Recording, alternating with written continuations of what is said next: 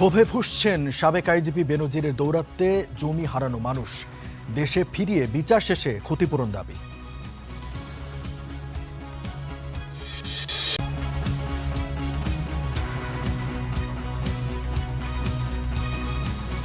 দেখছিলেন শিরোনাম, এবারে জানাবো সবে বিস্তারিত। শত শত বিঘা জমির ওপর গড়ে ওঠা গোপালগঞ্জের Savanna eco resort and natural park এখন নীরব। বিলাসবহুল এই রিসোর্ট এখন দর্শক শূন্য। পার্কের প্রতিষ্ঠাতা সাবেক আইজিপি বেনজির আহমেদ দুবাইয়ের কারাগারে রয়েছেন। তবে তার লোভের বলি হয়ে জমি হারানো মানুষ এখনো বয়ে বেড়াচ্ছেন সেই ক্ষত। গোপালগঞ্জের বৈরাগী টোল এলাকা, সাবেক আইজিপি বেনজির আহমেদের সেই সাভানা ইকো রিসোর্ট পার্ক প্রায় 620 বিঘারও বেশি জমির উপর নির্মিত। বেনজির আহমেদের ভয়তে অনেকে জায়গা জমি দিয়ে দিয়েছে।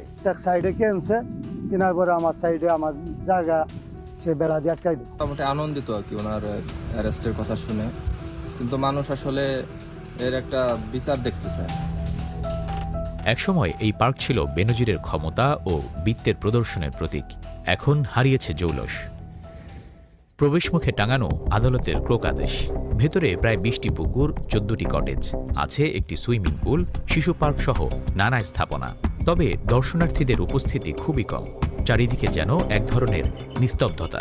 অনেক আগাছা হয়েছে এবং এগুলো একটু পরিষ্কার পরিচ্ছন্ন করতে হবে এবং আশপাশে যারা আছে এদের জন্য এটা অনেক ভালো যে এরা আশপাশে এখানে যারা আছেন তারা এখানে পরিবার নিয়ে এসে ঘুরতে পারবেন। সাভানা পার্কের কথা অনেক শুনছি, ভালোই, এখানে এসে ভালোই লাগছে, কিন্তু পরিবেশটা আরও উন্নত করার দরকার, যেমন পরিষ্কার পরিচ্ছন্নতা এগুলো।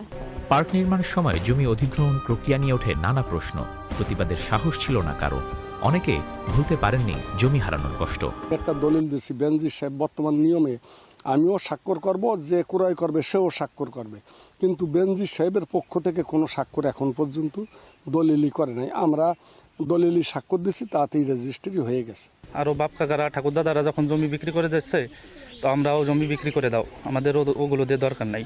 এরপরে সব বিক্রি করে দিছে, তো যার ন্যায্য মূল্য আমরা এখনো পাই নাই। বাধ্যতামূলক সবাই যখন বিক্রি করছে, তাহলে আমাদেরও তো যে অনেক ভয় দেখাইছে যে তোমাদের জমি ভেঙে যাবে, জল হয়ে যাবে, এই কারণে আমরাও জমি বিক্রি করে ফেলছি।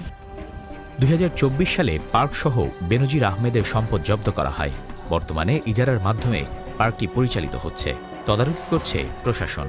আমাদের পার্কটি বিগত 2025 সালের ফেব্রুয়ারির 1 তারিখে জেলা প্রশাসন, দুদক, মৎস্য অধিদপ্তর এবং কৃষি অধিদপ্তর থেকে রিসিভার বর্গ স্যারদের মাধ্যমে আমরা এই পার্কটি লিজ নিয়েছি। গোপালগঞ্জে অবস্থিত সাভানা ইকো রিসোর্ট ও ন্যাচারাল পার্ক মহামান্য আদালতের নির্দেশনায় একটা পরিচালনা কমিটির মাধ্যমে এটা পরিচালিত হয়।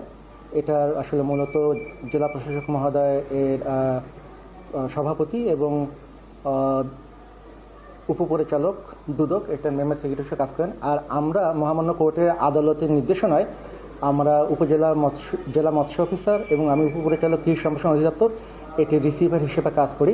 গত বছরের যে পার্ক ছিল সেটা এই বছর 73,15,000 টাকা আমাদের ব্যাংকে, আমাদের একটা পরিচালনা ব্যাংক রয়েছে, এই ব্যাংকে টাকাটা জমা রয়েছে। সাভানা পার্কের যেই বর্তমানে এটা কোর্টের আদালতের রায় মোতাবেক আমরা কাজ করছি সবাই মিলে, এবং কোর্টের রায় মোতাবেকই এটা নিষ্পত্তি হবে।